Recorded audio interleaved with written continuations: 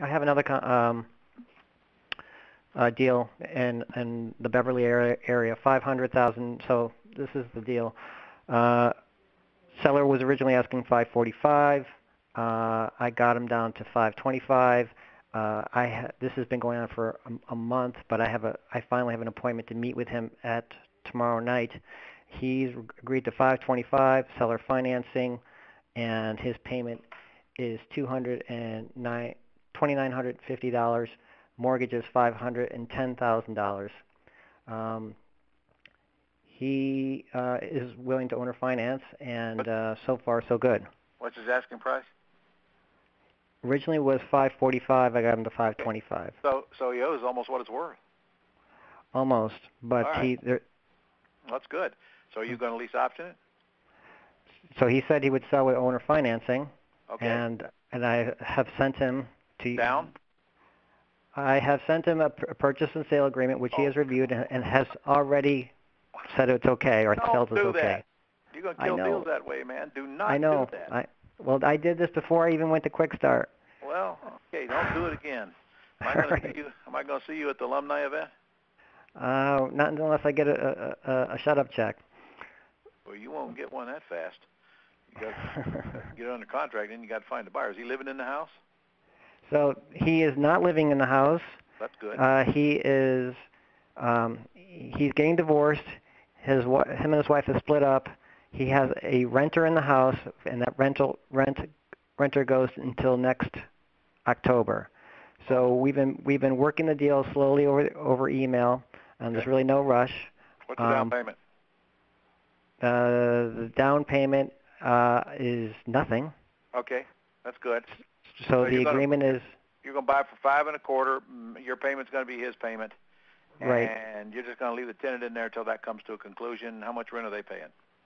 He's paying $3,000. That's very nice. That's a good one, sir. And of course, you go to the tenant as soon as you buy this thing. You go to the tenant, see if there's a play there. Right. Okay. Right. And I wouldn't. Yeah. So I wouldn't even worry about. I'll tell you what. One thing I think I'd build into my contract, though, Mike. Mm-hmm. I'd build in there that when his tenant moves out, that you have the right to skip up to 2 payments to replace that tenant. Okay. Well, I will try to enter that into the contract. My plan is to. Yeah. Well, the lease I think ends in September. Yep. My plan was to try to close on this within in the springtime. Oh, are you with the understanding kidding? Close on it this month. Well, that would be about $6,000 or $7,000 in closing costs. Well, okay, but that would also protect your deal. Yes, that's true, and I think I could probably float that. You might be able to get it back from your tenant with an option deposit. Well, yes, that would be the plan, but I can't shop for a tenant, and I can shop for a tenant. You've already got a tenant. You first go to the one that's in there and see if they want to buy it. I think he does not want to buy. I think he's short term. From what I understand, and I will confirm with him tomorrow. He's from Europe, and he's just here for like a 1 year, maybe sabbatical or something like that. All right, but here's another thing. Does he have a lease or is he month to month? He's on a lease. Okay. Well, then you just have to leave him in there, but you'd still want to offer him it. Well, it's up to you. Your buyer will go for just putting it under contract and closing it later. So be it. But Well, my plan is to get under contract and then shop the property and look for a tenant buyer who would like to move in for September because it's a nice area. Get his kids in the school system there. That's a waste of your time until there's other guys about ready to get out of the house. Well, I was thinking maybe I could talk to him once I put under contract and say, look, maybe you want to leave a little early. Maybe I could buy you out, a month early. I wouldn't. No? You need to do that. I'll tell you what I would do. I'd buy the thing for what the guy owes on it. I wouldn't give him any money.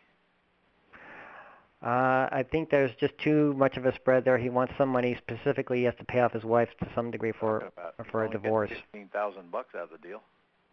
Well, I may have opened my mouth up a little too much. I did tell him that he would that my intention was to put a lease option buyer in there, and at the time the house sold in 2 to 3 years, he would get the difference between 525 and the loan balance. Oh God, you've even given him the benefit of the loan pay down?